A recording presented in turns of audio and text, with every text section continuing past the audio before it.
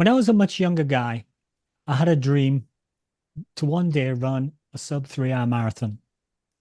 And after a few years, I managed to achieve it. It's many, many years ago, back in the annals of history. Then got interested in trail running, and I targeted a whole bunch of things in trail running. Transalpine run, tick. Trans Rockies run, tick. Canadian, running in the Canadian Rockies, tick. Running in the Himalayas, tick. Then as I got older, I started to think, oh, I live in Quebec in Canada. I could target some provincial Quebec province age group records. They look kind of achievable. There's some on the track, so I had to go at some of those. Liz trained me through those. They were quite hilarious because I'd never done track before, but I managed to do it. And a few road records. And last year, I think it was, a national cross country age group. These are all age group records because I'm old. You don't have to be fast. You just have to stay the same speed and get older. Pro tip from Alan. And then eventually, a couple of years ago, the whole thing comes full circle, and I'm targeting for another 3 hour marathon. So the whole thing's kind of come full circle. And I pondered on that sort of the circular nature of that sort of coming round again. And I guess I sort of realized that the important part of having a dream to run a certain goal or to run a certain achievement is not really achieving the goal itself, but it's kind of just having a dream and feeding the dream. Have the dream, whatever the dream is, and feed it. If you can keep your dream alive, the pursuit goes on and the flame kind of burns. You have the fire in your belly and you have the interest, and it's having the dream that's what it's all about. And I think maybe that's what today's book might be about. Or it might not. I might have gotten it completely wrong. It's one of those kind of books. And let's get into it and find out. Hi, and welcome to Running Book Reviews podcast, where we review books written for runners, about runners, and by runners to help you decide if you'd like to read the book for yourself. We also hope that listening to us chat about running can help keep you motivated about your own running, and maybe inspire you to try something different. My name is Alan, and with my co-host Liz, today we're going to talk with Tim Rossi about his book, Lost, the work that goes unseen. So a little bit about the book first. This is not like some of the other books we reviewed. It's more of a photo book style book. The paper is thick, it's glossy. The photos are most of the contents of the book with like short stories of 10 athletes from a specific club called the Lost Boys Club. The common theme that brings all the featured athletes together is that they don't feel that they fit into the culture of more competitive teams, although many of them seem to be still quite fast runners. So maybe we'll learn a little bit more about that. A little bit about Tim. So Tim was born and raised in New York. He played all kinds of sports, but wasn't good enough to be in Division I, so ended up joining the running team to stay in shape. And he ended up loving how the sport made him feel, and he ended up being good at it, so that's where he stayed.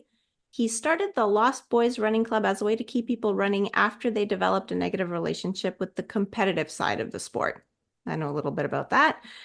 And he's currently chasing a sub 2:30 marathon, which is quite quick.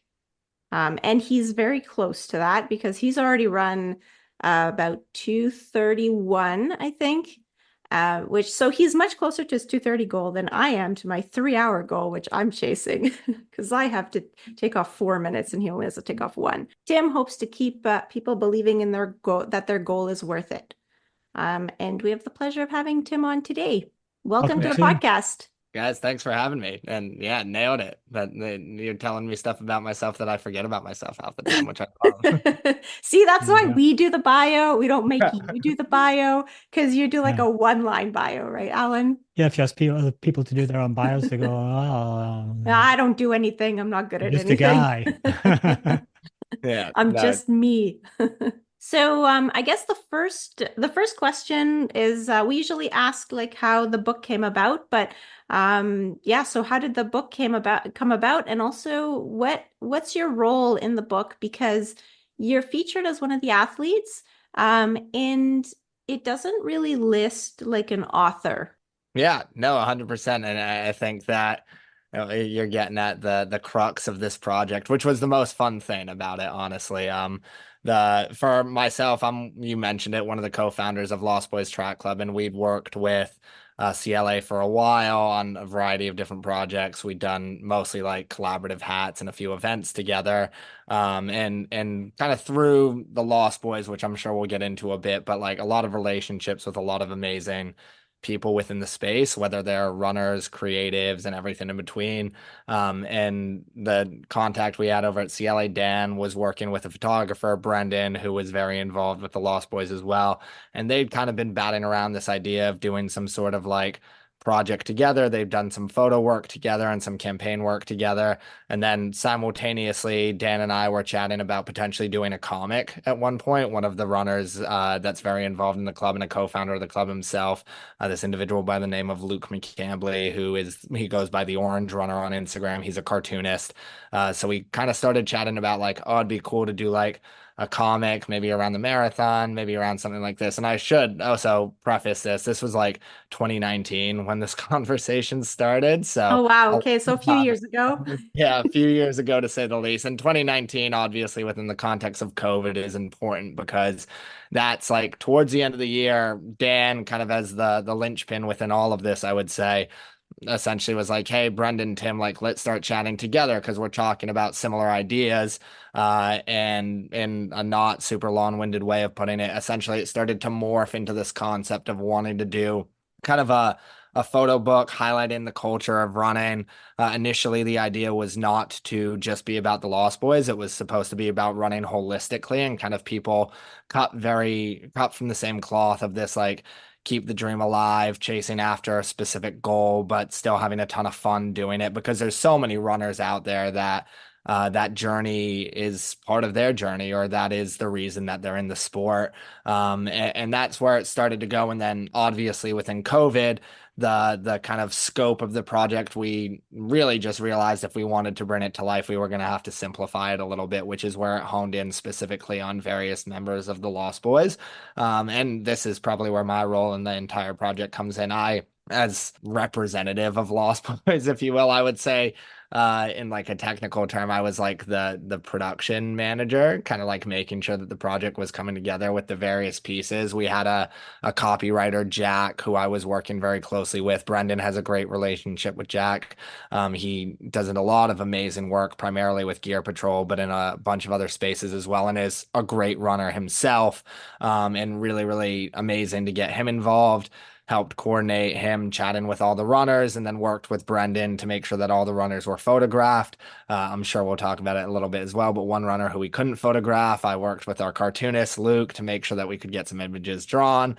And then all the while working with Dan. And then ultimately, as the project kind of moved forward as well, we had a contact over at Maurten who was very involved in the project as well, because one, the runners that are in the book are very much fans of Maurten's product, but also just them kind of again approaching this like fuel for people chasing their goals, and very performance oriented. They really, really fit the messaging of the project holistically. But yeah, I mean, I would say like there was probably a few months in there where the project would lose steam and then it would pick up steam again. And then again, just so many shifting priorities, but really, really cool to see like it was more likely than not. I always get years mixed up in this time period, but like in mid 2023, it really started to gather momentum, and like we knew we were going to get it across the finish line. We wanted to get there for the New York City Marathon. Ultimately, we made the call of like the level of fidelity that we wanted in the project. We didn't want to rush it, so we pushed it to the Brooklyn half, which is another very important race for New York City. I should have mentioned the Lost Boys primarily focus in New York City, though a lot of our runners we're kind of intentionally decentralized. We want people to feel like they can be part of it no matter where they are, which leads to a lot of what we do. We meet up and run together in New York in a very informal capacity because a lot of us are just friends and we're going to run anyway. But really want people to feel like they can be part of it no matter where they are. So yeah, had a few runners in different parts of the world. Brendan, throughout the project, moved out to LA to pursue his photography career, and he's absolutely crushing it. We wanted him to be on this podcast at one point. He's in Paris right now for the Olympics, so he's Okay. living his best life right now. And I'm in That's my amazing. yeah, no, he's Yeah, doing he must have amazing. had a hard decision to make on this podcast or the photographing the Olympics. Or the Could have Olympics, done yeah. both. Tough We can give call. So Brendan crap about it. He could have So been here. is he photographing any of the track and field? Because like I was watching track and field, and then I would see this bunch of photographers in one side of the track, and I'm like, oh wow, that would be really cool. It's Liz yeah. is a bit of a photographer, aren't you? You've got a whole Oh, bunch no of way. Yeah, equipment. yeah. He I is not officially credentialed at the track, unfortunately, Okay, but so he's okay, doing a lot of the like outside of the track, Olympic Village kind of stuff, just in a awesome. personal capacity right now, which is cool. He's That's so loves it neat. as well. Yeah, that's amazing. okay, let me rewind you a Okay. little bit because you said a whole bunch of things while you were going there that probably our listeners, some of them will know and some of them will not know. So first of all, let's come back to CLA. We know CLA well here in Montreal, mostly because of the very cool hats that they do. CLA hats are very coveted in Montreal, and everybody wants one. And Everybody uh, has one. Sometimes they have Kevin Kevin that. gave Sometimes they me have a 10. Boston Marathon signature CLA hat, our buddy Kevin. And I was like, wow, because I did the Boston Marathon this year. And I was like, wow, this is fantastic. So we know CLA from that, but I guess are they a bit more than that? They do apparel and Yeah, they're in the I guess they're in the running or athletic space as a company. And it seems like they were the publishers of this book. Is that possible? Because that's kind of what I gathered from all yeah, the yeah. first page inside. Yeah, again, not very specific on there, but you guys are nailing it. Yeah, CLA, the publisher, were the ones responsible for bringing this to life just holistically, and can't thank them enough. And then yeah, I would describe CLA as well as like I became familiar with them from their hats, but they definitely are way more than that, which is really cool. And a ton of credit to them as well with this project of the individual we work with, Dan from CLA. He formerly worked at Red Bull and really just like understands. I love his brain from a marketing perspective of like that he's very concerned about the branding and the brand marketing capacity of all this project. So like less concerned about making sure that product was front and center and really concerned about the stories of the individuals and just wanted from his perspective. He's a big runner himself. He was in Brooklyn for the Brooklyn half when we launched it. He was running the race, so he it was really fun to see him out there on the course. We did a cheer section as part of the book launch as well, and he absolutely smashed that race. So that was cool to see. But yeah, they are the publisher in this case, and then Maurten, the global performance fuel company based out of Europe. Most people probably know them from their drink mixes, but Yeah, obviously we like their gel. gels. Yeah, the gels are great. Little caffeine boost as well in there, which is really, really fun. And they continue to do other products. I will shout, I eat their Morton solids all the time. I just think they taste great, and I'm a big fan. But they were Yeah. a partner on the book, I would say. They helped fund the production of everything, and were able to get product to everyone in a support capacity as well, which is just really, really appreciated because most of the runners were pursuing marathon goals, and having a little extra fuel is never a bad thing. Yeah, that's amazing. Yeah, because Absolutely. we like to use Morton for race day, but it's a bit expensive to train with. So what we do is like we kind of train with like something cheaper, and then we have a few marathon pace runs, so those we'll try and fuel with Yeah, we do Morton. kind But of half yeah, and half.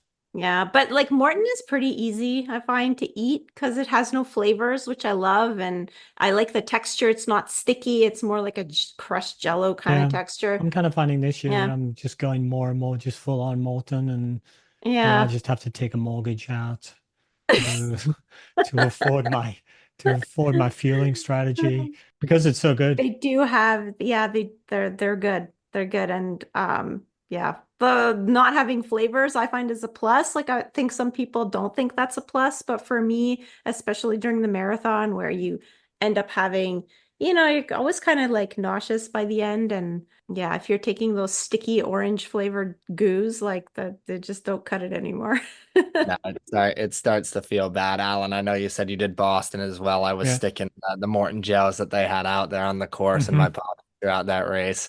Yeah. I had a very bad race, so I was doing them from like a survival capacity, Yeah. but still, Yeah, like I I had. think I told a story on another podcast that I went into the race with 6 Molten gels and I finished with 6, but I ate 6 during the race, so I managed to come out like cost neutral.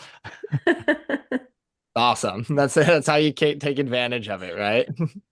Yeah, but Yeah. I mean, we really appreciate them sort of in the space. That's for sure. Yeah. Definitely. Somebody else who you mentioned was Jack, who I assume is Jack Seamer, who's listed in the Yep. book as having done the wordsmithing. So, Yeah.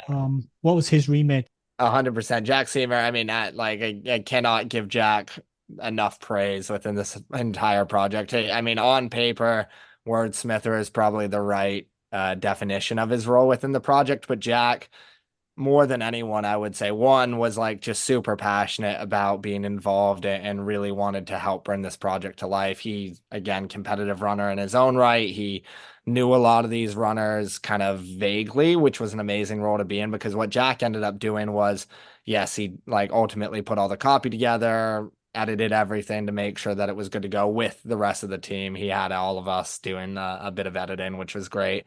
But he, like, to his credit, he interviewed every single runner, a 30-minute to an hour long conversation. And I should mention there were runners that did not ultimately make it into the pages within the book. We wanted to keep it a certain length. Ultimately, you guys described it as a coffee table book, which is exactly what it was meant to be. So I'm glad that that was the impression that it left. But he interviewed roughly, I believe it was 14 total people in the end, and put together the copy for all 14 of those individuals. And then ultimately we, in Jack's own words, and this is where he really like pushed forward as well, was like killing our darlings, or I believe is the term that he used, but like we loved every single section Yeah, that we loved every yeah. single image that we had. And it was a very difficult process to be like, okay, what needs to be taken out ultimately. So that was tough. But Jack, yeah, really, really is the ultimately the one who like brought the stories onto paper, but also in the interview process. And I think that's the biggest piece that I like hammering for Jack as well. Like he really, really dug within those interviews because he really understood the essence of the project and the essence of what the Lost Boys were about. So he was able to get some really cool stories out of individuals that, like you guys said with the intro, it's like a lot of these people are like, I'm just a runner. Like, there's nothing that interesting about me. And in Mm. reality, there's amazing, amazing stories and life lessons that can be taken from the people within the pages of the book, I think, selfishly. It's true. If you talk with Liz, she goes, "Oh, I'm just there's nothing interesting about me. I just lived in Montreal all my life." She always Alan's says got that the in the interesting intro. Whereas I background. always say to, Man, you're a nurse. You used to fly evacs from the north, from the Inuit northern wastelands in Yeah. like single Feels like prop, a single lifetime prop ago, though. airplanes with holding masks onto people who are having cardiac arrests in midair because you had to get them to emergency hospitals, but you never mention those things. Like No. you're like some kind of superhero. Yeah, you got to get that out of people. Yeah, you do. Yeah. Because especially when things are, behind you, I find that sometimes they just get forgotten behind you. You know what I mean? Like you've moved on and now you're a different person and it feels like that was a different life, but it wasn't. It was your life. So, yeah. Yeah. Let's talk about the Lost Boys Running Club because I'd never heard of it before. So I'm assuming that a lot of our listeners have never heard of it before. But is it a big thing? Is it well known in, let's say, New York? And what are your, like, is it Also, kind of is it like a a club? club? Yeah. Yeah. Is it a That's club? Because we see the word crew. Yeah, I'd call it a club. Calling it a club is the fairest way to like define what it is. But yeah, I mean like Yeah. the what it is and it kind of the context with which it was created is pretty important because New York's running scene is absolutely amazing in the intro that Liz you put together for me, which again, awesome. Like I didn't grow up running.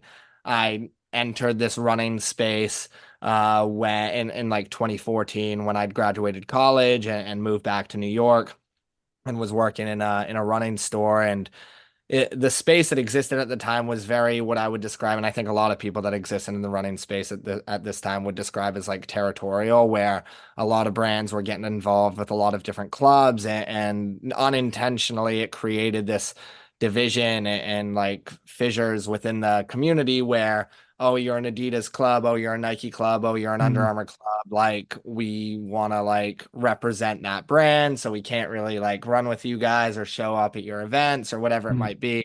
And I don't think a lot of people were consciously thinking this. And then I should also say simultaneously, more recently, that has all shifted drastically. And there's a lot of amazing leaders within the New York running community that have proactively changed that culture that existed. So that's awesome. But me in 2014 entering the space and not understanding that nuance, and a few buddies as well, kind of were like, well, we just want to run with our friends. Like, mm. I don't really care if you're wearing Yeah. one brand shoe or whatever it might be, or you have a different team name. So what we were doing was there was a group of three of us that were traveling to local races, and this was back when like you'd show up on race day and fill out a form, and they always had a space for like club affiliation, and we didn't have a club. So we were driving back actually from where I am right now, my parents' place in Shelter Island in New York. It's like 2 hours outside of the city. And we were driving back after a race and we were like, okay, we need to come up with a club name. And we workshopped a lot of names and just Lost Boys is the one that stuck. And at the time, it was really kind of like tongue in cheeky. It wasn't more than like a few of us who were running during our lunch break or anything like that. And it slowly started to grow, and then shifted very much because I had this like realization. A lot of the people that I was surrounded by were these amazing athletes in college or former athletes, former runners is maybe the right way of phrasing it. But they had at some point along the line developed a negative relationship with the sport, whether it was they were injured over and over again, or they'd had a college coach that made it too performance oriented. And I was pretty fair. Like I was a 22-year-old who had just found this sport and was absolutely in love with it and thought that it was like the most amazing thing that had ever existed. And I didn't understand necessarily why let me rephrase it. I firmly believe that like at some point you started running because it was fun, and along the way Mhm. a lot of people just lose that joy and not taking it too seriously, even while you're pursuing very serious goals, is very, very possible. And I pretty firmly believe that. And that's kind of like the essence of the sport that we started to grow this club around, where we would do events. It was open to everyone. They were sometimes serious races or sometimes trying to run fast, but all the while it was very much like tongue in cheek. We're not taking ourselves too seriously. We're having fun every step of the way. And it's just grown locally. And then simultaneously, we started to get people who were reaching out from outside of New York and being like, this really resonates with me, would love to be part of the club. And again, New York has all of these amazing clubs that do weekly group runs, they do track workouts, they do all that. New York doesn't need another club doing another track workout. So we were pretty intentional of like, we're going to train together and we're going to run together. But if anyone wants to be part of this, the way we respond to those messages is like, if you're pursuing a goal at a serious level, you are part of this. Like you are a lost boy in every sense of the word. We understand. And this is where the CLA relationship started of like, people sometimes want a singlet or want a hat or want something to be able to rep. But we're also very intentional about like, you don't need to buy anything to be part of this club. If you just want to put Lost Boys down, you can do it. We've started emailing our club logo to people if they want to heat press it themselves onto a shirt that they already have. Awesome. Like we love that. It's truly just like we want to grow the sport. And then more recently, I would say as well, we've had this cool just relationships grow on the like elite side, professional side of the sport. And I sitting here and a lot of the core members of the group love paying attention to like the Olympics right now or professional track and field or the elite marathon fields. And the cool thing about running is like those runners are just the same as me or my buddies. They're Yeah, there's pursuing. not huge barriers. Yeah, it's Yeah. exactly the same. And it's cool to like bridge that relationship between the community and the elite side of it. So that's something that we try and do as often as we can, whether it's just like introducing characters or trying to story tell individuals. It's really, really fun as I'm getting emails, which I'm sure you guys can hear in the background. So I'm going to close that tab. But yeah, no, it's really cool to see what it's become. And like, it's not something that any of us are like we all have day jobs, we're all working on stuff at the same time, and the core of it of like a group of friends continuing to meet up and run together is still very much what it is at its core, with just like these awesome other projects that have somehow been able to become realities. It's awesome. Just listening to you, you kind of sound like you're a city running club with a trail running, so like a dirtbag trail runners mentality. So I Yeah. kind of got the like the trail runners. You just get out there and do it. Just go and do some stuff.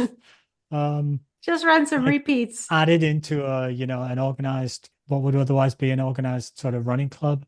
Oh yeah, Yeah. we meet every Sunday afternoon and bring your drink bottle with you, and Charles will take you on a journey. Um, Sort of combination of the two, it seems like. It sums it up. I mean, in that trail running, ultra running kind of like approach and nonchalantness, but also like open arms community, I think is definitely something that we're trying to emulate with the club for sure. And I mean, it's one of the reasons that that part of the sport's growing so fast. It's so cool. And New York doesn't have enough of that, to say the least, mostly because it's all buildings. There are some Yeah. trails in New York, though. You can find Yeah. them. You just look for them. Well, urban Well, trails. yeah, Yeah. you guys have Central Park. Yeah, I guess that's probably not very Yeah. gnarly in there. So the real trail runners will be like, that's not real trails. You can Um, find soft surfaces though, which is nice. It's good for my bones. You just run the alleyways. That's kind of like urban trail running. Um, Yeah, so 100%. it's all you custom. you actually you mentioned the members of the club, like some of them are not exactly, members that you would see, at runs because they're not local. But how do you keep people together, like even though you're not physically together? Yeah, a lot. I mean, a lot of the way is honestly social media. It's like the biggest benefit of that. There's obviously a lot of negatives of social media, but one of the most amazing things is like we have this core group, and again, it's very intentional of like the core group, which I should put in air quotes, which won't work in a podcast, which is why I'm announcing them. But the core group of like members or official Lost Boys, because that's not what it is. Anyone who feels part of it is part of it. But the people that are officially like that we're talking about are friends of friends or direct friends, where it's like, oh, we've met in real life, like we know that you are like very much about our culture within the club, and then we use those stories and try and tell those stories as ways to kind of portray to the rest of the group that is scattered all throughout the world at this point, like, hey, this is what it looks like to be a lost boy, if you will. And we're very intentional about like it doesn't matter what pace you're running, it doesn't matter what distance you're running. If you're approaching the sport in the same kind of mindset or same kind of vibe, then that is what is making you part of this club, and really trying to use those individuals as the best way to storytell. And then I think the most amazing thing about running in the end, or one of the most amazing things, I should say, because I'm sure someone can keep count of how many times I say the best thing about running Yeah. on this podcast, because I'm sure Yeah. I'll say it. But like, we end up at the same events a lot of the time. Like, I'll go to a group run. My girlfriend and I were in Australia last year, which was amazing, and we ended up at a group run in Sydney or Melbourne. And like, there's people that we've interacted with on the internet and just never met in real life, or have exchanged messages back and forth. And that's cool. You go to a Boston Marathon, a London Marathon, a Chicago. Like, there's these moments where the community is kind of descending upon the same moment, and that's really special because people like sometimes it's people who have never even interacted, but they see, oh, that's a Lost Boys t-shirt. Like, I should go talk to that person, and they end up having some common ground. And that's really, really special because it's kind of those connections ultimately. And this is where a lot of credit to the New York City running scene that has kind of with the Bridge the Gap movement, which is what they've kind of formalized this like spider web of clubs throughout the world. It's a lot of the amazing work that they've been able to do. And like on a very micro level, we've been able to make connections like that sometimes, and it's just super, super special. That's amazing. So in this book, there were only 10 athletes. I'm Yeah. sure like your club must be, hundreds of athletes if, it's scattered everywhere Dozens and probably not yeah, hundreds. okay, at least dozens. But how did you pick these 10 that went in Yeah. the book? Or I guess you had a grand total of 14 at one point. So, but even that must have been sort of hard to pick. Yeah, no, I think you're getting at what was probably the hardest part of the project for me, which was like trying to identify what stories we thought we should tell within this book. And I wish there was a really easy, like clear-cut answer to the whole thing. I think where the conversation started initially was really focused on like what are the story we wanted a well-rounded set of stories, so not hitting the same theme every single time to Okay. just make sure that like there was a little bit of differentiation because that's kind of the point is like you might resonate more deeply with one person's story or a different person's story. And we wanted to make sure that anyone who picked this up would find someone in there that there was at least like a piece of their story that they're like, oh, I can see myself in that person, which is awesome. And then at the same time, some of the runners that we work with are very like well known, again air quotes within that, but like their stories have been told to an extent, so we wanted to try and find individuals that at least had parts of their stories that had never ended up there. And then there was also just like the other big pillar of the decision making, I would say, was the logistical considerations, because again, that list was pretty big. At one point, we parsed it down to 14, which we ultimately did the interviews for and photos for. When we were kind of going through like, okay, Brendan, where are you going to travel to? A trip to New York where he could photograph three people at once, or I like as a tangible example, David Kilgore, who is an amazing story within that book. Brendan already had some amazing images of David from the Speed Project, which they'd done, and some other work that he'd done with David. Brendan and David were both down in Florida together during COVID, so Brendan just had a ton of work. Same thing with Caitlin Phillips, who was one a New Yorker, but then also someone Brendan had shot previously. So there was that logistical consideration, which for the most part, like narrowed it down pretty heavily. There were exceptions to that rule. Luke Morton's story was one that we were super, super passionate about wanting to include in the book in the end. Luke Morton during COVID, I mean, to summarize Luke very quickly, his Instagram account used to be the big fella. It's now Man on a Mission, but Luke is a larger runner, but is just as passionate about running as anyone that I've ever met in my entire life. And like his commitment to the sport is nuts. He's got amazingly ambitious goals. He lived in New York and trained with us for a super long time.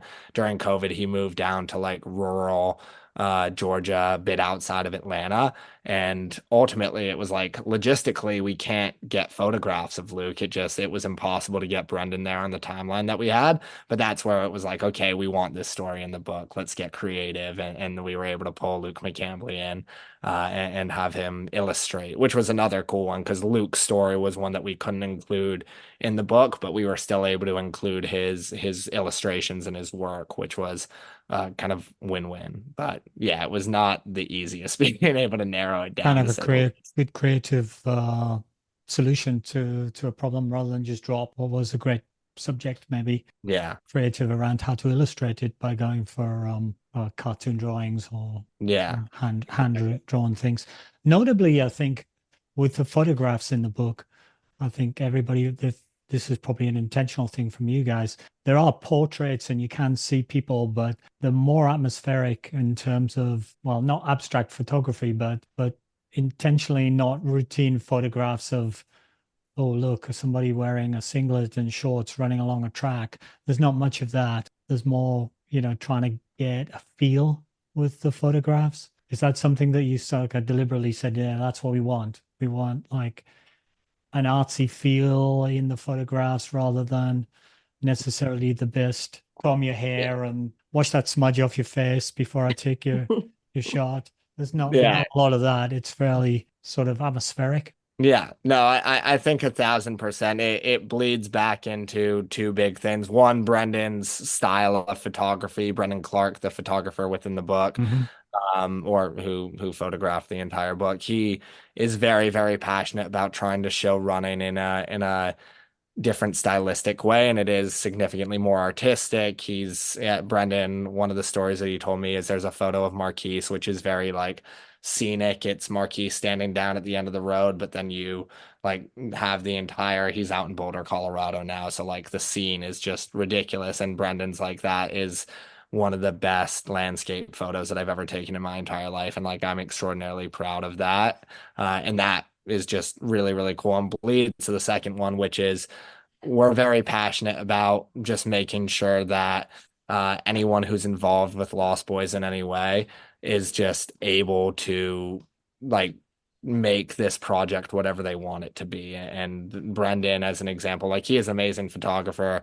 He is pouring like personal passion into this, and like we're making sure that he's getting compensated a little bit, but he's definitely able to get paid more doing other work. And in that vein, we want him to be able to like lean in creatively so that it's something that he's one proud of, but then also like he can experiment a little bit more is probably the right way of phrasing it. Of, hey man, like we know that you could be getting paid doing other work and you're so excited about this. Let's make sure that you can make this what you want it to be as well. And I think he's extraordinarily proud of some of the photos that have come in. One of the best parts of this entire project was during the launch of the book in New York. We blew up and printed a lot of the photos that didn't even make it into the Nice. book. Brendan was there. He flew in from LA. He didn't tell anyone except for me, which was fun. And it was just really cool to see like that work and his passion come to life. But yeah, very intentional about not your traditional running shots for sure. That's amazing. And were there any people that you wanted to get in but you couldn't get in because I don't know, the photos didn't work, or you couldn't Yeah, pin the people down, or you couldn't get Brendan out to see them, or yeah, there's definitely, I mean, there's like probably three or four that come to mind immediately. I mean, for the sake of listing them off, and I'm sure I'm going to forget people, so apologies in advance. But I mean, in New York alone, there's Jeremy Mulvey, Leanne Sherrick, who were two like OG members of the club, and Jeremy was one of those initial three that was there driving around to races. So like he's an OG, and Leanne was the first female that ever joined the club, and has been there from day one as well. So two immediate individuals that just have amazing stories, and for whatever reason, whether it was primarily like logistical reasons, Leanne has had her story told in various formats, and then Jeremy was just all over the place, and we couldn't make it happen. Up in Boston, there's an individual by the name of Ben Weingart who has started his own run club up there. And we talk all the time of like really he's doing a lot of what we did with Lost Boys in New York in a way that's specific to Boston. It's called the Bricklayers Union. It's amazing what he's doing up there, and it's just exploding, which is really, really cool. And then for easier reasons, it's like there are a few people in Australia that we couldn't get Brendan out to see. I Lydia. understand why. Yeah, In yeah, Australia, exactly. right? The flights, and when we're talking about a smaller budget project, it's like, maybe we can't fly out to shoot anyone in Australia or New also Zealand. you But send him out there and he never comes back. that's the real problem, you know? Apparently, yeah, apparently Alan knows somebody like that. Yeah, it's so beautiful out there. I mean, it would have been awesome, but yeah, like I mean, and that's the other flip side issue is just like we knew that again, like budget constraints, which are helpful in my opinion for what it's worth. Of like it could have been 1,000 pages in the end, and we could have had Hmm. Brendan shoot photos of 50 people if we wanted to, but it never would have ended if we did that. So. Right. Lot of just like amazing supporters of the club that were ultimately like we weren't able to get into this version, let me say.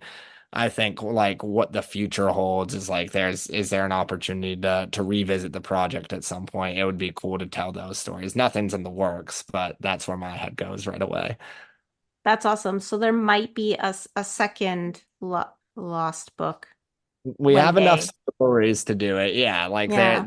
and the cool thing, and one of the things that I would love to see is just more people that I don't know exist yet becoming part of the club, and like they finding space to do those stories. And then one of the other fun things I think for everyone in this book, or that was part of the project, is like physically and tangibly bringing a physical thing into the world is just really awesome, especially in this Mm, digital era. Like, yeah, we could have thrown all Hmm. of our photos on Instagram, but that doesn't feel the same way it does to like hold a copy of a book. And that was one of the coolest things. So I think like if CLA ever wants to do it, I think that all of us are not trying to do anything right now and not like putting it on anyone, but it would be fun if like 3, 4, 5 years down the line, revisiting the people in the book, bringing new stories into it would be really, really cool. With the club, like because your motto is sort of something like, you know, you want people to, I guess, rekindle their love of running. Instead of losing it, you want to kind of keep people in the sport. Have you ever gotten any feedback about that? Like, have there been people that, you know, were sort of fed up with running, thought they would like quit the whole thing and ended up finding Lost Boys and then maybe like started racing again or anything like that? Yeah, I think the most like cliche is the wrong word, but the most common story that we see within the club is a lot of people that kind of fell out of love took a break with running, whether it's a year at the shortest and then like 5 to 10 years at the longest. But then like refound the passion and the joy within it. And a lot of the time that takes throwing like previous times out the window or just not really worrying about that when people are just starting up. I think we've seen a lot of people who have just kind of started to show up at runs or hop in one of the random weird off distance races that we've hosted or weird events where the passion of other individuals is kind of like rekindles that to an extent, which is really amazing to see. And then Liz, I actually think you said it before, but like finding a distance that maybe you've never done before or kind of getting curious about things again, is a lot of what we see as well of like, oh, I've never done a marathon or, oh, I'm 10 years older than I was when I ran my mile PR, but like maybe I can do that. And I think, especially navigating, I think a lot of people have a very specific view on what running looks like. And if you're able to kind of reshape what that might be, in New York, the example there is like there's the unsanctioned racing scene or weird distances, or you do have the opportunity to get on the track pretty consistently if you'd want to. It doesn't have to be like a 5 mile, 5K, 10K road race in Central Park every weekend, but it's also not always the easiest to find. And I was mm, that person once where I was looking to other people that I knew who had been in the space for 5 years and were part of these clubs like Bridge Runners or Black Roses or whatever. And they were telling me like, oh, have you heard of the Midnight Half or the OSR 10K? And I'm like, I have no idea what that is, yeah. but sounds sick. Like almost like Fight Clubby in the It's best actually, possible. I've actually got that written in my notes. Is it like Fight Club? Yeah, yeah, But yeah. Literally like Fight nobody, Club. like nobody talks about it. Exactly. You Except have like to, you you have to find the know right person to somebody. talk about it. Yeah. Exactly. Like if you find someone there, like runners are awesome. They'll talk about it. They'll let you in. You just got to find the person that knows what the Fight Club in New York is. It's 100% accurate. With the Lost Boys thing, did you choose the name like based on the Peter Pan analogy, you know, of the orphans, you know, they've sort of become orphaned and gotten lost, and A was that hundred the percent. is that Yeah, the I idea? think the biggest essence coming from the Peter Pan reference was like the notion of never growing up. One of again the like one Yeah. lines that we give is like when you're a kid you think you're going to be the president or that you're going to be on the moon Yeah, you can or dream big. yeah, you Mm, can dream big and like there's none of this like oh that's not possible like you don't understand the limitations of you and when you get older that tends to go away so being able to like lean into that naivety to an extent of like oh maybe and in the running context it's like I'm trying to break 230 right now but who the hell knows like if Yeah. it's not impossible for me to say that like I want to be a 220 marathoner one day or whatever it might be. Reality, I've ran a mm, lot of marathons where I haven't ran under 230, so like it sounds ridiculous, but Mm. maybe it's not kind of thing. And that curiosity a lot of the time, I personally think can be really just important within running because you set limitations for yourself and obviously yeah. physically, like sometimes you have limitations at a time and place, but one of the beautiful things with running is you train, you stay healthy, you build for a significant period of time, and like those barriers can really disappear all of a sudden. And I think a lot of the time we don't zoom out. I just use myself as an example, but there's countless other runners that like I ran my first marathon, I wanted to break 3 hours. And when I ran 2:31, I was on paper a 2:46 marathoner. I just had trained for a long time and like knew that I was capable of something else. And like that can happen. It doesn't always happen, but it definitely can. And that's really fun about the sport of running. Pretty foolish of you to run Mm. 2:31 though. Yeah, that's the Better to problem. run Yeah. 2:39. Yeah, exactly. Because then you It's have also someone it's 8 minutes more comfortable, and you run 2:39, you go, yes, I'm under 2:40. If you run Mm. 2:31, you don't go, oh, that's so much better than 2:39. You go, oh, that's so close to being sub 2:30.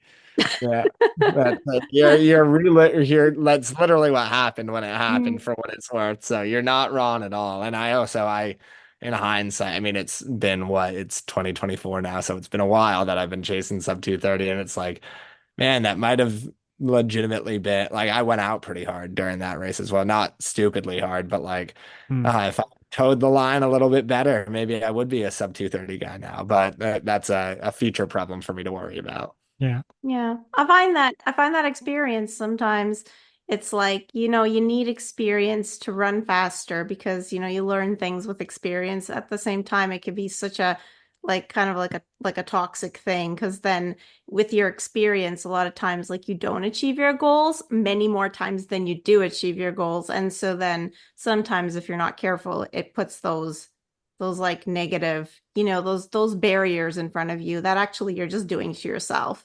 Yeah. Because yeah, yeah, I like how you We, explained it because you don't yeah. really know. Yeah. We discussed this and thought about this a lot because of our sub 3 hour kind of goal. We like to sort of talk about it and put it out there, basically because it's kind of fun in terms of like we're not frightened of our goals. We'll put it out in the daylight and everybody can see it because it's nothing to be frightened of. It's good to have a goal, and it's also laudable and courageous to have a goal that's difficult Yeah. and maybe one that you might never achieve. I don't know. But what we've tended to do more and more, I think, as we've have gone through that, is we've tended to go, okay, the goal's there, but that's just the goal. The daily process is training and your mindset around your training, and that's the daily thing where you get the enjoyment or not. At the moment, Yeah.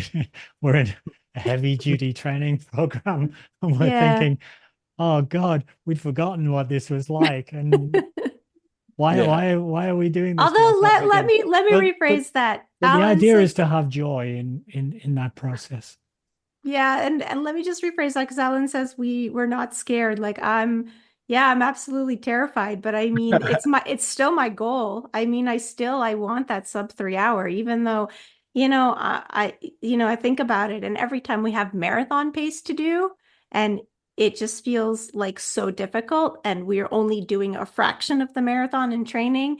And and I know that, we've got all the accumulated mileage. It's not the same on race day. Like I know all these things, but at the same time, it makes it scary, but at this, I think that the first step is to be honest about what your goal is, because I think for a lot of time, I think a lot of people do this, but I was one of them.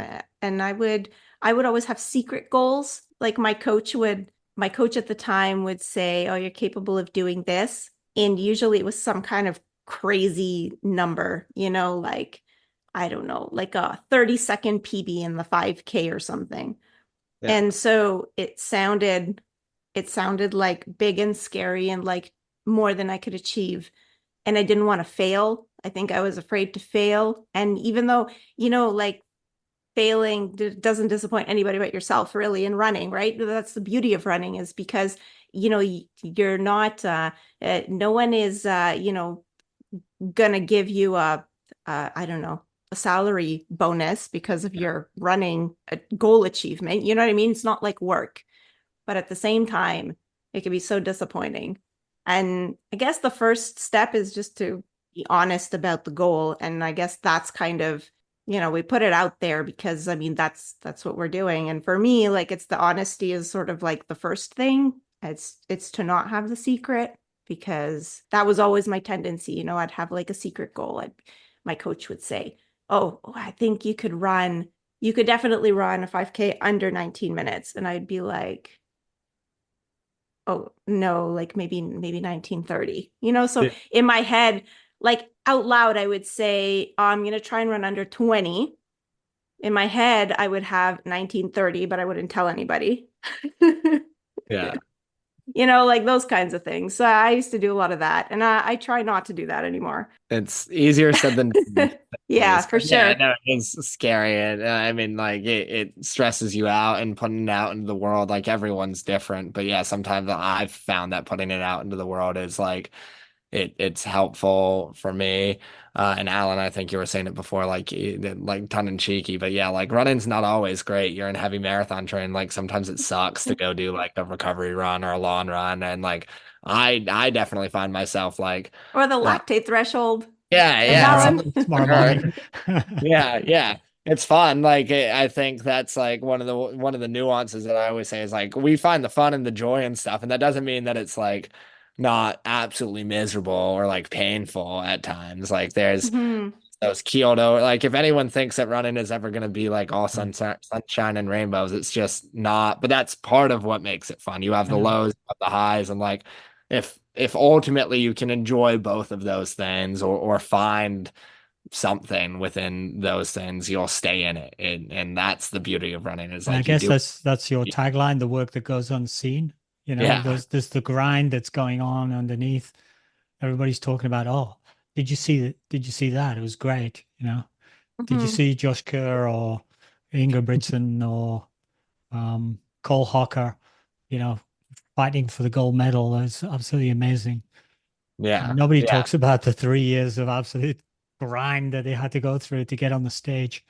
No. And Yeah. then yeah, no, you're hitting the nail on the head. There was it's in like 18 different email threads between the core group that were doing it. But there was a Michael Phelps commercial a few years ago, the American swimmer, but Hmm. Mhm. less about him. It was more about like I think it was an Under Armour commercial that was like him in the pool and then cuts to like all of the like the gym work, the nutrition, the like reps that he's doing and to exactly that point. It's like, yeah, Cole Hawker, gold medal, amazing, but like no one sees the training or the injury and all that that's happened for 3 years. And that's kind of the sport. You like there's a quote in a different book. I believe it's Once a Runner, which I quote way too much, but it's like everyone sees you race and they understand that there was work that had to go in before it, but they don't really understand it. Mhm. And I probably just butchered that quote, but like that is running in a nutshell. Like no one sees you guys getting up at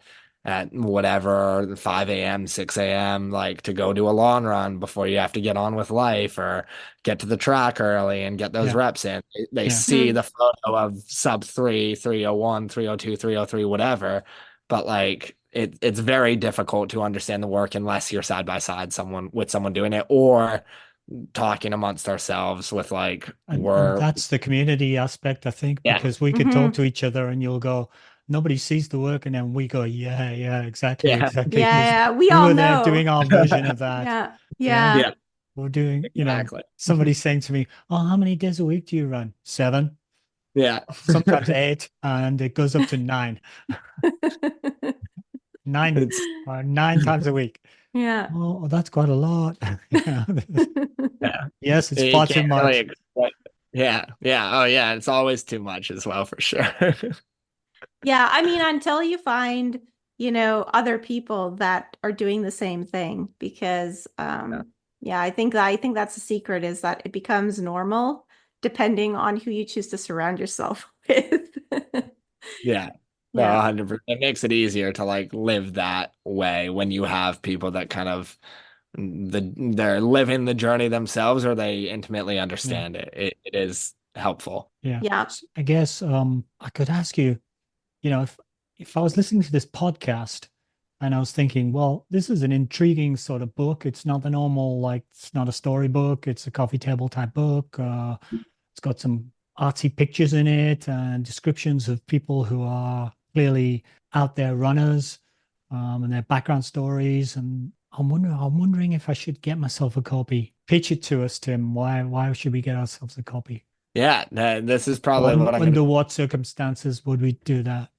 Yeah. Maybe I'm gonna be the worst salesman of all time, I'm sure. That's fine. I'll do my best. That We the can't CLA. all be That's good at okay. everything. Yeah, just tell Yeah, it like it yeah, is. yeah, exactly. Don't buy it, No, I'm joking. I think that it's like if you are like a what I would describe as like a goal-driven runner, if you have a running goal, whatever it is, like you will find a story within this book that hopefully resonates and inspires you to more than anything know that other people are out there sharing that pursuit. I think that's one of the ones that I always come back to, as well as there's a lot of individuals that are truly like putting in the work that actually no one is seeing. Like I go run in Central Park and I at least see other bodies. Like people see me out there. So if Mhm. we're slicing hairs here, like people see me doing my training most of the time. But like if you really feel like you're on an island or are looking for that like source of inspiration or just individuals to connect with and hopefully be able to like follow along on their journey, because that's also the beauty of this book is it's truly a time capsule of individuals at a certain point in their running journey. And that's one of the other fun things within this book is like people's lives have really changed since some of these interviews have happened. It'll resonate deeply with you. At the same time, there's probably easier salesy pitches of like the photos are really cool. The book looks really sick. They did an amazing job with like the cover imagery and the finishes and all that. So like there's good reasons to buy it. But I think more than anything, it's like, and again, similar to Lost Boys holistically, CLA, Morton, and everyone involved is like this was truly created for runners. And if you are excited about something like that, I think you'll enjoy this, hopefully. So maybe that That's a sounded great salesy, pitch. so I think it works. Oh yeah. I If I think that's didn't a good already pitch. have one, I'd be out there going looking for it online. Yeah. I I think I would appreciate also it. add, like, if maybe you're at a point where you're feeling a little uninspired, Yeah, I think a lot of the stories they have that theme, where the person had a period where they were kind of like, oh, I don't Lost. know if I like this thing yeah, anymore. Yeah. And they realized that yeah, they did like it. They just didn't like a certain thing about it, like the environment. And yeah, you can have a completely different experience if you change your environment. So yeah, it a seems to be hundred. one of the common themes is they all at some point kind of took a wrong turn. I tried to search for it yesterday on Amazon and it didn't come up. Where do people get this? That's the where to get it right now is CLA.com. There are still some copies up there, which is exciting. Lost Boys does have a website, and I definitely have a few copies left because I Hmm. had to get a few to friends and family. So I wanted to make sure that I held on to one of the boxes of them. But I mean, I would say first and foremost, go to CLA, like buy it from them first, because again, they're the ones that brought this to life, and as a thank you Okay. to them. I would be remiss if I was like, no, buy it from our website because no, like they took care of this whole thing. But there will be copies back on our website at some point. And then there are actually, I mean, the CLA would actually probably tell me to say this. If you're in a city with a running store close by to you, maybe give them a call and see if they have copies. There's not a ton, but CLA has some amazing running specialty stores that they work with that did get copies of the book. I'm not going to list them all because I'll forget, but like that's awesome businesses to be able to support as well. So if you are lucky enough to have a really cool running specialty store near you, check with them first. But CLA definitely has a few left, which is amazing to see. Okay. And we'll put the link in the show notes for the For CLA's CLA.com. website. Yeah. Yeah, that'd be very cool.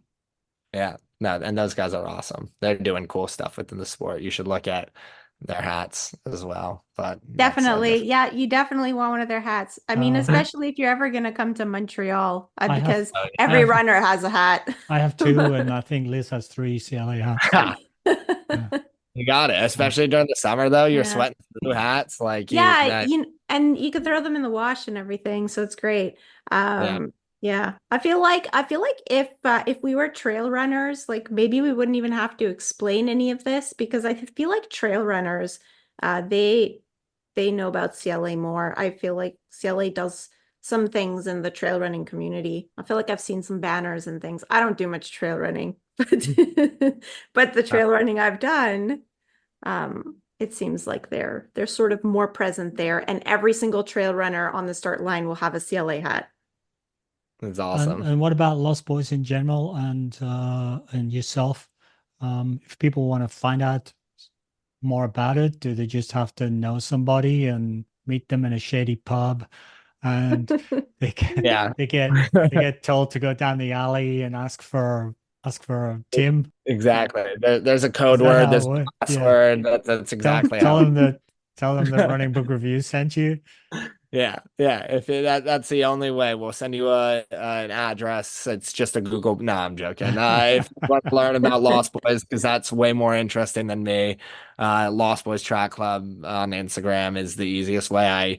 And that this will Okay. hold me accountable. We are working to update the website to make that a little bit more useful. So there will be a website that is more than just like landing page, which is what it is right Mhm. now. I continuously am trying to learn how to do that. So this will be me putting that stake in the ground if I will actually do that. And then I'm Tim Rossi on Instagram. But again, CLA and Lost Boys are way more interesting than I am. So maybe start there. And if you end up at me, awesome. And that, yeah, shoot me a message. I'm always happy to talk about Lost Boys and the book or anything. Like, Yeah. And running in general.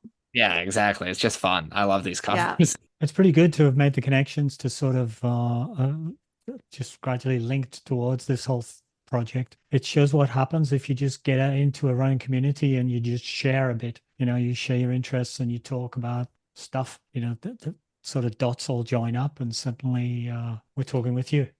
Yeah. Mhm. Yeah, we didn't know each other maybe 3 weeks ago. Yeah, it's insane. The running community is crazy. The people that you're like 1 degree of separation from, but no, it's also what makes it so special at the Yeah, same and time. it's super intimidating. And what I would say as well, while we're live on air, sort of thing is, if you're a person and you're listening to this and you're sort of running on your own and you kind of wish you didn't have to do that, take a chance and reach out to some people. And if that doesn't work out, take another chance and reach out to some people, because mostly you find that the community is super welcoming and really not very judgmental. There's a limit, if you want to run with some Olympians and you want to do their speed workout, then you're probably going to find that difficult to do.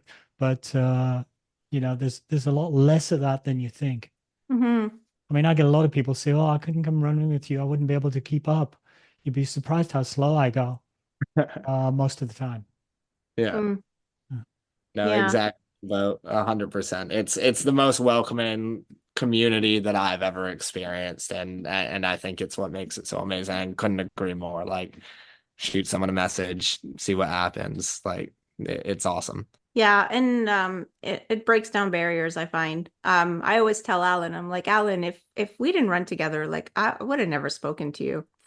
Because I'm a he pretty was intimidating guy. he was like he was, his regular life is pharmaceutical executive wearing a suit. So, like it seems like so far from having anything common with me, but yet like look, we've got a podcast together now, so it's interesting. Liz is suitist. She doesn't talk to people who wear I, suits. It is fun. I'm sure you guys I'm that's just it's such a I'm curious, Liz, the first time you realized that Alan works a job where he has to wear a suit. Because I feel like that happens in running. You just have no idea what No, you people are like. don't. no Yeah. idea. No, no Actually, idea. for the longest time, and my husband, so my husband Andre, he's mentioned a lot in the podcast, so the listeners probably have heard of him. But he's the type. So I'm the type of person I chat with people, but I like let them tell me things. Because like I don't want them to be too nosy or whatever. And so my strategy is more like, well, if they ask me something, I'll like share honestly in the hopes that like they'll feel comfortable to share something about them as well. But my husband Andre, he's very good at asking people questions. And some like it's happened so many times where I will have been running with a friend for like the last 2 years, and he will run with them once. And he'll know what they do for a living, like what all their family members' names are, like all kinds of things like that he finds out like during like one run. And for me, I'll have known them for like 2 years. And in some ways, I feel like I know them super, super well. But yet I don't know all this like basic information, like what they do for a living, because that just never came up in the conversation. I, I So could not agree yeah, more. I think like, yeah, I don't think I knew for a long time what Alan did. We just ran together. And then yeah, Kind of I don't even irrelevant. know. Yeah, Yeah. we got a friend in our club. We found out he was a Top Gun pilot. Yeah, He was actually that #1 in his year in the French Top Gun school, Hmm. like that's flying insane. jets. Yeah. And yet like we knew others. I mean, I knew other stuff about him. Like he's from France originally.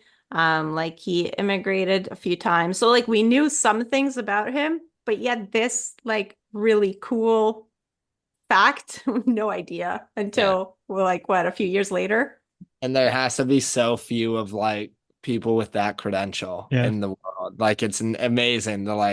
The cross section of just like the world that running brings together But is when insane. you're a Yeah. runner, it's kind of irrelevant.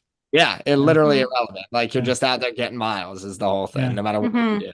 So Yeah. should we give our summaries, I guess we Liz, should. and then outros, and then we'll let Tim get back to his real life. Or his run, whatever he Yeah. has to do. Okay, Okay. Me first. you first. We've said most of it, but the book's very much a coffee table book with a certain vibe about it. It has a sort of feel and image. It's very artistic. I would say, is it a book? Well, it's yes, but it's a talking point. You could imagine people, if you had it on your coffee table, people would pick it up and say, "What's this?" And they'd be looking at it outside and they still wouldn't be sure what it is. And then start to open up and then a conversation would start. Some of the conversation points we've already had would come out. So, it contains a group of people that seem to be sort of lost in some way. I guess that's why, or have been lost. And the degree of lost is sort of associated with their obsession around running, mixed in with the rest of their life. If you're a runner, somewhere in the book, as you've said, Nick, you can't help but feel a connection with them or somebody and say, "Oh, that's kind of a bit like how I felt when this happened to me, or when I was trying to do this and this happened. Oh, yeah, I can see that." And suddenly they're not just characters on a page, they're sort of people you identify with, which is kind of cool. That's kind of the summary of the book. It's pretty neat. I guess I don't have too much to add. So I mean, we mentioned it earlier. It's a hardcover book with a lot of photos in it. The stories are, they're kind of short, so there's not a lot of reading. And the runner profile features kind of a question answer format with slightly different questions for each person. Um, but you do get to know like how they got into running and why they don't feel like they fit in with the competitive running environment or whatever the case is for that person. Um, Even though some of them are pretty fast, I find that each of the characters is very relatable. And, most people, like we've said, will probably find someone in there that, their story overlaps at least a little bit with their own. The way that I would imagine that people use the book is like a coffee table book that you just sort of pick up and you dip in and you can read it cover to cover because that's what we did and it's not very long to read, but you can also just kind of dip in and you kind of open it in the middle and find a page that you like and decide to read that runner profile first. They're not sort of linked in any way, so you can read it in any order, really. You don't have to read it cover to cover. So yeah, I guess like Alan said, you can just get it as a conversation starter, or because you're very much a running nerd and you need to have All of the books in the all world. of the running books. Yeah. I didn't realize it, but it just occurred to me when we were having this conversation that in fact I have a running crew. Well, Liz and I are a member of a running club called Phoenix Runners. Shout out to Phoenix, but I have a running crew. They're called the Horsemen of the Apocalypse. I never realized they were a running crew till now. We used to run on Sundays in the morning, and there always used to be four of us. So we said we should call ourselves something. We said, well, there always four of us. So how about the Horsemen of the Apocalypse? Sometimes the weather in Montreal can be pretty bad. You feel like you're running through the apocalypse. So it kind of stuck, and now we have the Horseman Run every Sunday, and we all turn up. And there's certain characteristics about it. It usually ends in coffee. Some people only come for the coffee. Like you're not obliged to run if you don't want to. You can just. It's true, isn't it? It is true. Yeah. You're laughing, but it's true. We Yeah. have 3 or 4 people who only come for the coffee. Yes. Yeah. And it's but they're kind of always amazing. there. Yeah. And yeah, we stop at certain points. We used to stop because we were different abilities to let people catch up. But now we all run slowly, so we're all kind of running as a group, but we still stop at the same points on the route because we always used to stop, and our muscle memory makes us stop. So This is so silly. Now we call those gummy stops. So we get the gummies out and we distribute the gummies to people. So basically, if you I don't live know in why Montreal, I'm telling the world this basically, but if you and we've started to also to do photographs, but we don't like to do just the photographs when everybody lines up and you go, oh, selfie, and everybody's in a line. So we'll do, okay, everybody lie down on the grass as if if you're dead, and we're going to take like a mass. Might not be very good people promo. lying down. Or last week's was get behind the tree and all pop your head out of the tree sideways. So we'll take a photograph like that. So we just do crazy stuff and enjoy the run, just chat. And like the run's kind of an afterword, but you get probably about 8 miles. So and I'll tell you what Alan's going to say the highlight is that there's no membership fee, so it's $0. All you have to do is go on Facebook, and there's a page called the Horsemen of the Apocalypse. So you just follow that, because then you will know, like, there's activity on that page, so you'll know that the run is on. So it's at 8 a.m. every Sunday morning at Tim Hortons in Beaconsfield. If you live in the Montreal area, you can just show up, because mostly I don't know why going we're to be keeping someone Tim there. here while we do a I know. promo Here for we Oh, go. no, I trip. love this. I'm gonna come for the run. That's what I'm You hearing. should. You should. If I When's ever your get up there. when's your next visit to Montreal? I think you need to come and, I don't know, you need to do a collab with Ciele in Montreal, and then you can come to the run on Sunday. Yeah, you'll be very underwhelmed, Tim. No, this sounds like a blast, honestly. fun. Like, it's exactly all what fun. It's awesome. There is coffee after. I mean, you have to buy it, but it's there. You have to pay for your run. Yeah. That's fine. There's coffee. That's good. Once we've raised Yeah. enough club funds, we'll buy everybody coffee, but the club funds are currently set at 0, so we're not likely to be buying coffee anytime soon. Did I do the outro? I think we need to get out. Yeah, okay, let's do the outro. Thank you for listening to another episode of Running Book Reviews. Big thank you to Ciele and our friend Kevin Ricci from Ciele for bridging the connections for us and providing review copies of the book Lost, the Work That Goes Unseen. Great big thank you to Tim Rossi for spending time with us today. Thanks, Tim. If you'd like to leave us some feedback how we can improve our podcast, or want to suggest a book you'd like us to review in a future episode, you can leave us a comment on social media. Please do that. Leave us a review and all those kind of things as well. We are Running Book Reviews on Facebook and Instagram, and on Twitter or X, we are reviews_running. Please follow us on social media so you'll get an automatic update on when new episodes release, etc. Or you can just subscribe to the podcast on your favorite streaming platform or on all the platforms. If you've been listening to us for a while and you're wondering how you can help us out, notice we don't do lots of ads and waste your time with stuff you don't want to hear about. So if you could help us out in other ways by spreading the word about our podcast, tell your friends about us, share a link to your favorite episode with your running partner. You can leave us a review on Apple Podcast, or you can leave us a review on, you can leave us stars, I think, can't you, on Spotify. On Spotify, it's just stars. Apparently you have a choice between 1 star all the way up to 5 stars. Liz is laughing because she always says, if you want to leave us a 1-star review, you can. No one's left us one yet. No, but I mean, if we deserved it, it's okay, but you should tell us why as well. So then you're obliged to send us some kind of message to tell us why. It's taken me 5 or 6 episodes to train you out of saying that. Sorry. Now you've gone and done it again. Okay, we're also on a platform trained me back into it. It's not my fault. on a platform called Buy Me a Coffee, where you can kind of leave us a a tip in terms of buying us a coffee if you want, or you can just go there. All the access is free. Just look for under creators, look for running book reviews, and you get access to a lot of outtakes and extras and links to things where we've been guests on other people's podcasts, etc. I think that's all. That's it. Bye for now. Bye.